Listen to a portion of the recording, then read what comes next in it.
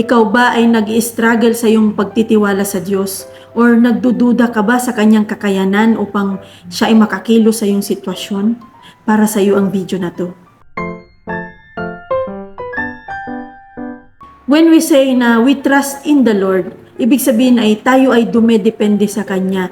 Tayo ay sumasandal sa Kanya. Nagre-rely tayo sa Kanyang karunungan, sa Kanyang kakayanan, sa Kanyang katangian na ating naranasan or natutunan na naaayon sa Kanyang salita or pwede naman ay dahil sa ating mga experiences sa buhay. When we say na we trust in God, it is a declaration or confession of our full assurance and confidence in God. So we are saying na we are giving all to Him, our anxieties, our cares, our concerns, our worries.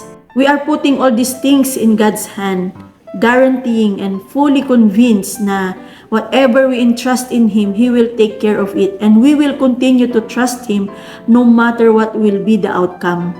Habang kinikilala natin ang Diyos ay dito lumalago ang ating pagtitiwala sa Kanya.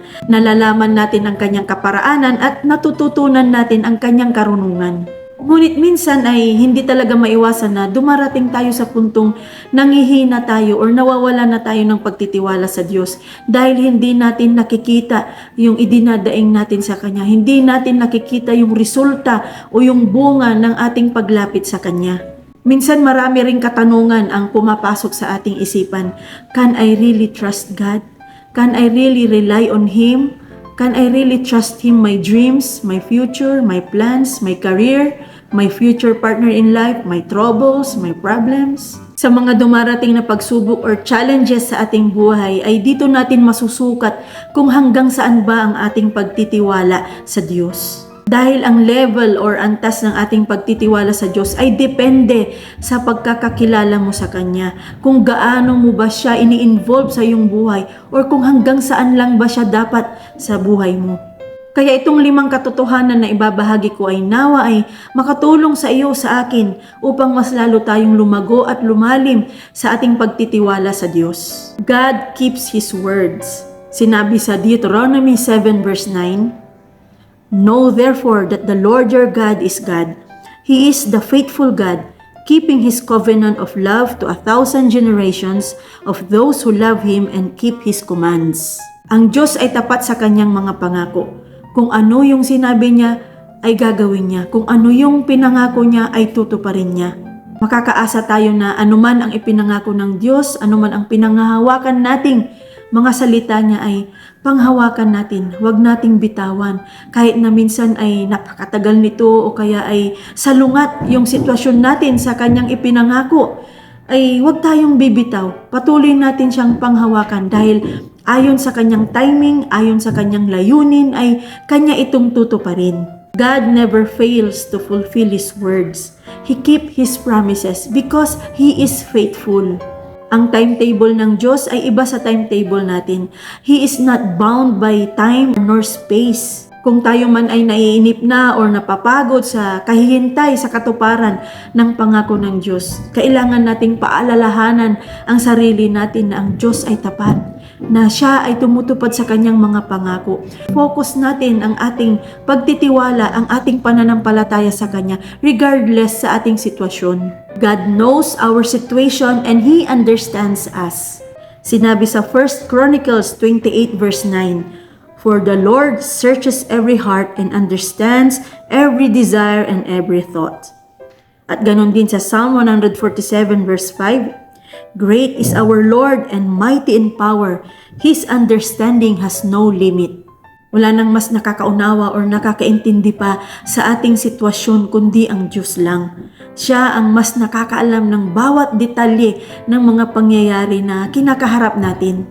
Dumating din ako sa puntong ako'y naguguluhan at nagtatanong sa Diyos dahil parang walang nangyayari sa mga bagay na aking idinudulog sa Kanya. Ako ay napanghihinaan ng loob at parang nawawalan na ng pananampalataya na magpatuloy na magtiwala sa Kanya.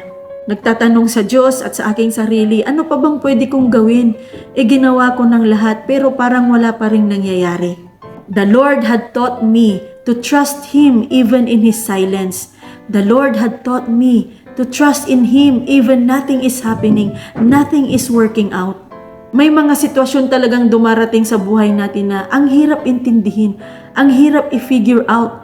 Para siyang isang puzzle na hindi mabuo-buo. We ask God why He allow things to happen.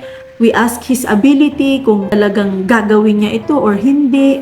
Bakit parang hinahayaan niya lang tayong mahirapan? But even in this silence, even in these hardships, we should choose to trust God because He knows our situations and He understands us. We should rely on God who has the infinite wisdom and understanding in all things. Alam naman ng Diyos ang lahat ng nasa isip natin. Alam naman ng Diyos ang lahat ng ikinikilos natin. Walang lingid sa Kanya. Alam niya ang lahat ng ating pagsisikap. Alam niya lahat ng ating pagpapagal, ang ating pagsasakripisyo. Alam niya ang ating mga strengths and weaknesses. Alam niya yung mga struggles natin.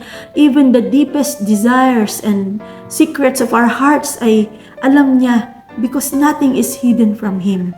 Alam niya ang mga bagay na nais nating makamit. Alam niya yung kung ano yung nagkakapagpasaya sa atin. Alam niya kung ano yung nakakapagpalungkot sa atin. So let us allow Him to work in our lives. Let us allow Him to work in our situation, in His timing, in His will, and in His way. Diba, it's very comforting to know na mayroon tayong Diyos na nakaalam ng ating sitwasyon at nakakaintindi sa atin. God is working for our good. Psalm 40 verse 5 says, "Many, Lord my God, are the wonders you have done, the things you planned for us. None can compare with you. Were I to speak and tell of your deeds, they would be too many to declare." We can trust God at all times because He is doing something for our own good. He is working in our lives to bring out what He had made us to be. Napakarami ng magagandang bagay ang ginawa ng Diyos sa buhay natin at patuloy pa rin siyang gumagawa, kumikilos sa ating buhay upang maipakita niya ang kanyang kapangyarihan, ang kanyang pagmamahal at ang kanyang kabutihan sa atin at sa pamamagitan natin. Yung mga kaganapan o nangyayari sa buhay natin ay hindi ito aksidente or nagkataon lamang. Ngunit ito ay parte or part ng plano at layunin ng Diyos sa buhay natin to bring out the best in us and so that He can manifest His power, His love, and His goodness in our lives. May mga bagay tayong hinahangad na hindi mapapasa atin. May mga pangyayaring hindi natin makontrol or maiiwasan, but still choose to trust God. So let us learn that even in our failures, even in our disappointments, we can still choose or we can still trust God because He is doing something good for us. We can fully trust God at all times because God is in control, and this speaks of His sovereignty. He is the ultimate source of all power, authority, and everything that exists. He is in control of all things. Nothing falls into His hands without His notice. Yung mawalan tayo ng control sa isang bagay or pangyayari ay isang dahilan kung bakit madali tayong kabahan, madali tayong matakot, madali tayong mag-worry. But when we learn and understand that God is in control, no matter what will be our situation, we will learn to trust in Him. We will learn to rely on Him. Walang mangyayari kung hindi niya pahihintulutan. At mangyayari ang isang bagay kung ito ay kanyang kalooban. Anuman ang magiging kahihinatnan ng ating nararanasan or ng ating sitwasyon, we should learn to trust God fully because He is in control and He knows what He is doing. Maaari nating maranasan ang kapayapaan at ang kapanatagan ng ating puso in the midst of our situation when we know na God is in control. We can fully trust the Lord at all times because God cares for us. 1 Peter 5 verse 7, "Cast all your anxiety on Him because He cares for you." God cares for us. He is concerned of our well-being. He is concerned sa lahat ng mga concern natin sa buhay. Concerned siya sa mga bagay na inaalala natin. Concerned siya sa mga bagay na mga pangangailangan natin. Kaya ibigay natin ito sa Kanya. Nais ng Diyos na tayo ay tulungan. Nais niya na damayan tayo sa ating mga problema, sa ating mga pagdadalamhati, sa ating kalungkutan. Nais niya na maging magaan ang ating kalooban. Isaiah 41 verse 13, "For I am the Lord your God who takes hold of your right hand and says to you, 'Do not fear, I will help you.'" When we feel helpless, when it seems that no one cares for us, no one wants to help us, we can always draw near to God. We can always call on His name. He will surely help us and listen to our cries because He cares for us. Anuman ang nadarama natin ngayon, anuman ang pinagdaraanan natin ngayon, we can trust the Lord at all times. God keeps His words. He knows our situations and understands us. He is doing something good for us. He is in control and He cares for us. Dalangin ko na lumalim ka sa iyong pagtitiwala sa Diyos as you learn these 5 truths about God. Maraming salamat sa iyong panonood at God bless you.